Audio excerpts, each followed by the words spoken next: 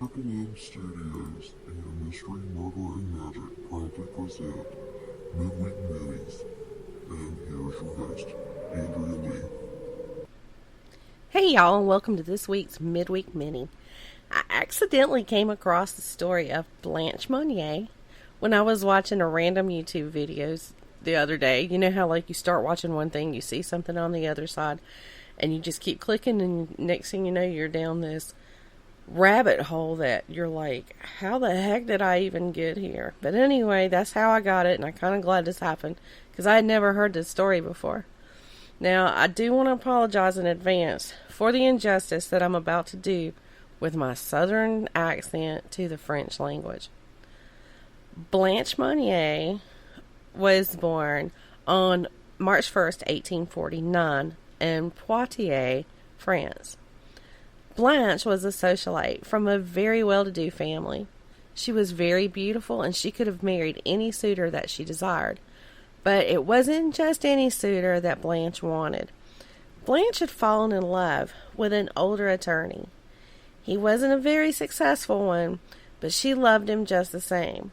When her mother Louise found out that Blanche was seeing this man, who she viewed as being much below their social status, she demanded that Blanche immediately stop seeing him. But Blanche wouldn't budge. She started sneaking out at night so she could meet her lover. There was even rumors that Blanche had had a baby out of wedlock by this man, but I couldn't find any truth about a baby being born or her being pregnant in any of this.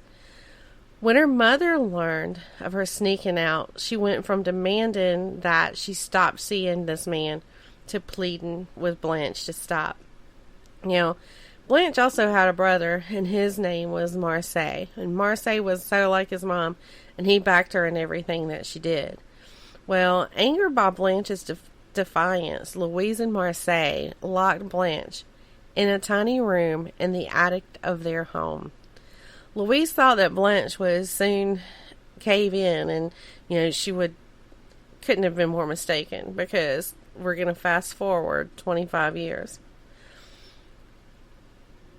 On the 23rd of May, 1901, the police received an anonymous letter saying that they knew of a girl locked away in the top floor of a house. And while this sounded far-fetched because of the address, and it was a very affluent neighborhood with an aristocratic family, they decided to go ahead and check into it anyway. When they arrived, Louise, Blanche's mom, was sitting at her writing desk as if nothing was going on.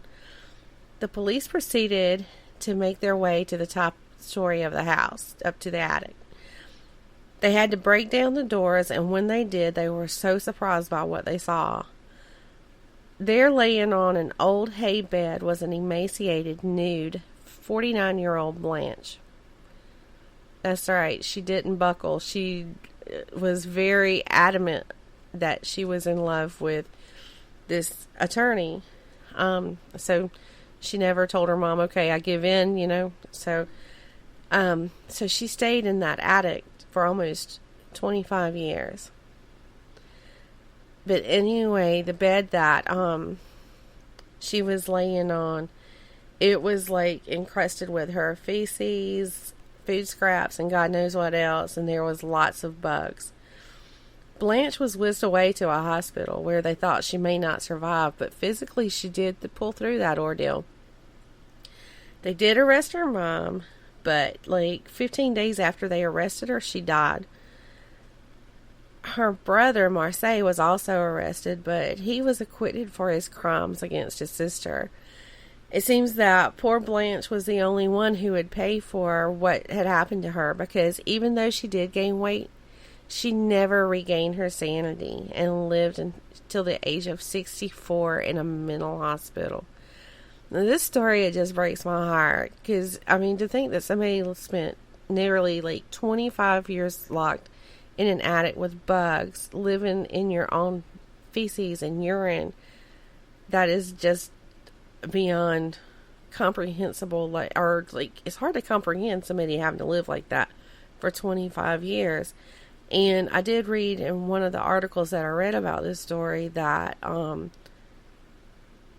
for the longest time, Blanche couldn't tolerate sunlight because she hadn't seen the light of day for so long. But, I mean, there's just a lot that's messed up about that story. Now, I'm interested, have you ever heard of this story, and what did you think, or how did it make you feel? And I'd love to hear your opinion of it. So, I mean, if you have anything to say about this or any story that we've brought to you, comments, questions, episode ideas too, you can reach out to us and you can email us at the number 3, M as in Mary, and the word podcast, and the number 3 again, at gmail.com. Or you can send us a message on our Facebook page at facebook.com/3M podcast.